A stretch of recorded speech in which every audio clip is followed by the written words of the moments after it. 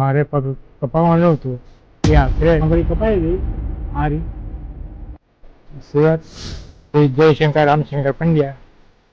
હું આટલા 8 મહિનાથી અહીંયા આવેલો છું અને લવાલ ગામના આશ્રમની અંદર ઊભો છું ને ત્યાં રહું છું ને ખાઈ પીને મજા કરું છું.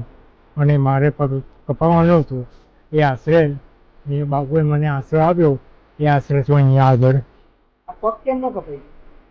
પગ પેલી ગેંગી હતી સાહેબ, આજે રીતના અહીંયા આંગળી કપાઈ હતી મારી સુરત એ રીતના ગેંગી છે તે ડાયાબિટીસ નથી. ડાયાબિટીસ? હા, અહીં ડાયાબિટીસને આવેલી જ છે દવા અહીંયા નરેશભાઈ એ બાટલી પીયા કરો સવારે.